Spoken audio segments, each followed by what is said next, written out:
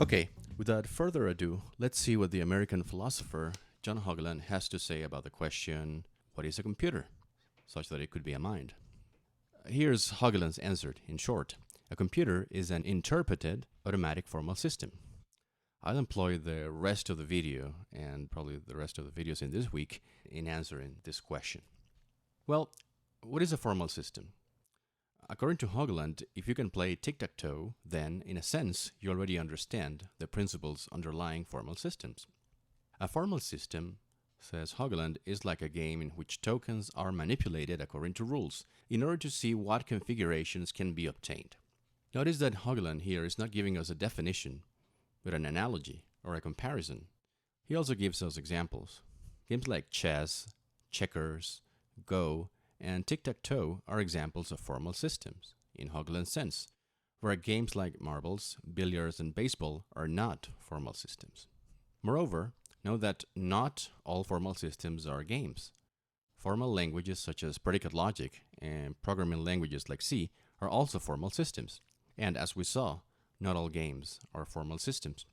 All formal games have essentially three features, and they are, first, that they are token manipulation systems, which are digital, and in consequence are medium independent. Now let's see what each of these terms mean.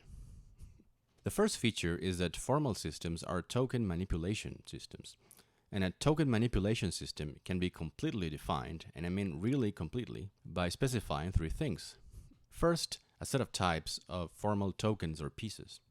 These are basically the things that are going to be manipulated. Now, before we go on, notice that we have mentioned the distinction between types and tokens. And let me briefly explain what that is. Consider this box.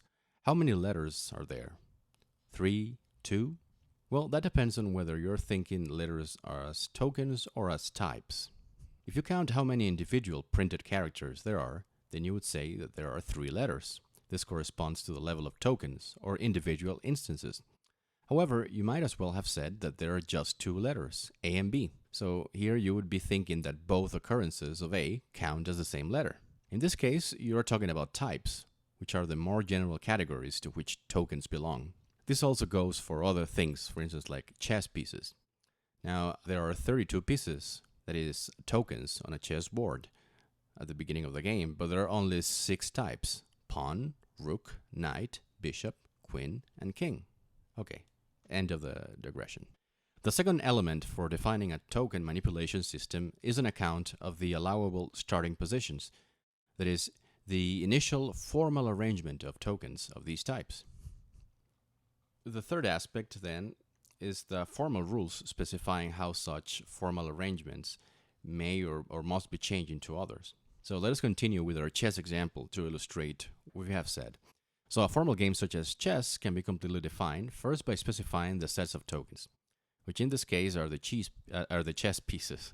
Each side has 16 pieces, belonging to one of the 6 types. Some types have many tokens, such as pawns, whereas some have only one token on each side, such as the king or the queen. The second, then, is the initial formal arrangement of the tokens. In the case of chess, there is only one legal starting position, which is illustrated in this picture. For instance, this position, although awesome, is not legal. Finally, we have to describe the formal rules transforming the initial arrangement, and this is simply given by saying how the pieces can move, as well as a few ad hoc rules, such as castling and en passant. You also have to specify the end state of the game, that is, what counts as winning. And these 3 things are all that needs to be known to completely characterize the game of chess. Of course, just knowing that won't make you a good player, but that's another issue. Also, notice that these rules also serve as a formal characterization of the types. A rook is completely defined as a piece that can move any number of adjacent squares forward, backward, to the left, or to the right. Whether it looks like a tower or like a raccoon is just pure decoration. It's irrelevant to the game itself. You can say that the notion of a rook is a functional notion, not a structural one, if you remember our previous discussions. So we have then that at the most basic level, token manipulation systems are composed of sets of tokens or pieces drawn from formal types. So the tokens are just the pieces on which the game is played. For instance, chessmen, Go stones, O's and X's for tic-tac-toe. Implicit here is another collection, which is a collection of possible situations or states. So here we're talking about the configuration of the chessboard at a given moment in the game, taking into account all the positions of the pieces. Now, just as an aside, what does manipulation involve here? It means doing things like these to the tokens, relocating them, altering them, adding new ones to the position, or taking some away. Okay, since now we have an idea what formal systems are, let's mention some of their more important properties. The first one is that formal systems are self-contained. This means that only the current formal arrangement of tokens matter.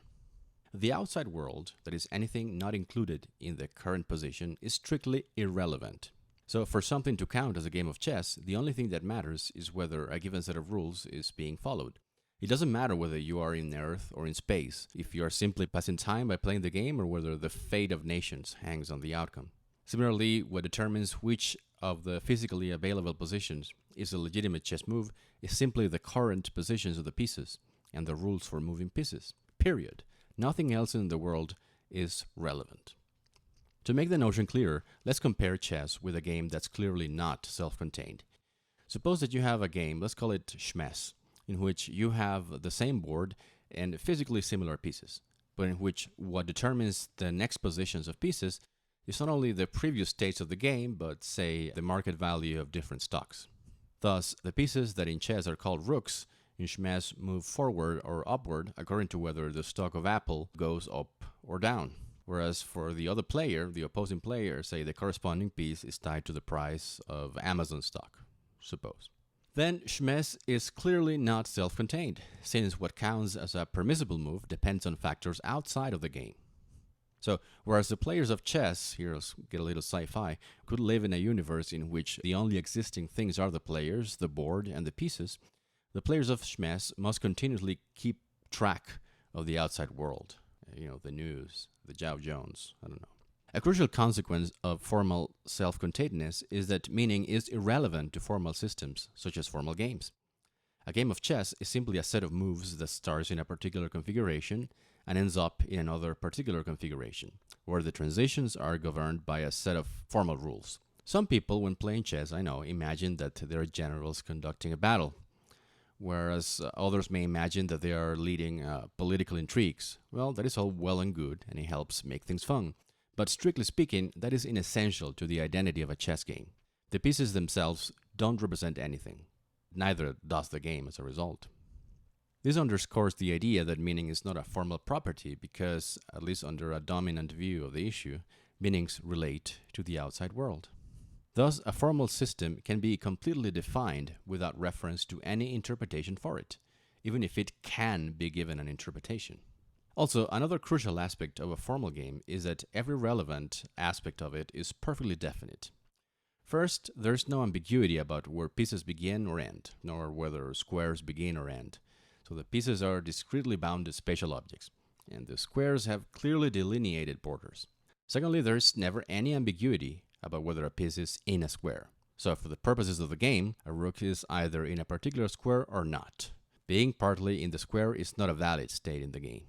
Also, whether a checkmate has occurred is not a matter of perspective or is subject to vagueness. Either it happened or not. Moreover, the moves in a formal game must be finitely checkable. This means that determining whether a given chessboard configuration is legal can be performed mechanically and in a finite number of steps. Again, this means that there must be an algorithm for checking each step of the game. If the number of steps is infinite, or if some of the steps requires ingenuity, insight, or input from a mystical source, then it is not finitely checkable. Self-containment, definiteness, and finite checkability are properties of what Haugeland calls digital systems. So formal systems are digital systems. More on this later. Let's illustrate these points with a simplistic formal system.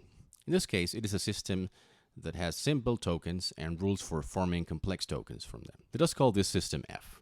So it says we have a list of simple tokens and the formation rules. Any string that begins with a triangle, for instance, or ends with a smiling face, you don't have to interpret it as a smile. It's just that shape. Well, any string that begins with this figure and ends with that figure is a legal token on F. Now, are any of these legal tokens of F? Think about it for a second.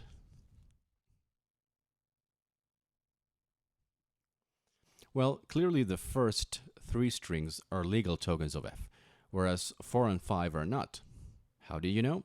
Well, simply by checking whether the first or last members of the string had a certain shape, as specified in the rules. Everything else is irrelevant. So you can see how this system is self-contained and definite. Here we have another system, called M. Its rules are as follows. Any depiction of a human being is a legal simple token of M. And a sequence of tokens is a legal token of M if and only if it is composed entirely of depictions of mammals, or it is composed entirely of depictions of reptiles. So, now are these 3 sequences tokens of M? Let's think about it for a second. Only sequence A, which is composed entirely of depictions of mammals, is a valid token of M. B is composed of reptiles and a fish. C contains Chuck Norris, a very powerful mammal to be sure, but the other members are a car and a hairdryer. So notice that this is not a formal system. First, the system is not self-contained. What matters for token membership is not simply the intrinsic characteristics of the figure, but also what it represents. And this involves a relation with something outside the system. And the outside world might interfere in many other ways. Suppose that a cunning group of biologists somehow discovers that cats are actually reptiles. Well, in that case, A would no longer be a token of M, even though nothing intrinsic about A has changed. Okay, so far we have seen that according to Haugeland, computers are interpreted automatic formal systems. And we started by tackling the notion of a formal system. A formal system, then, is our token manipulation systems, which are digital and also are medium independent. Furthermore, we saw that token manipulation systems are completely specified by, first, a set of types of formal tokens or pieces, then by the initial formal arrangements of the tokens, and 3, a set of formal transition rules. As a consequence of this, formal systems are completely self-contained. Finally, all configurations of a formal system are definite and finitely checkable. So we already discussed formal systems as token manipulation system. The next feature we'll discuss is that they're also digital. Okay, cheers.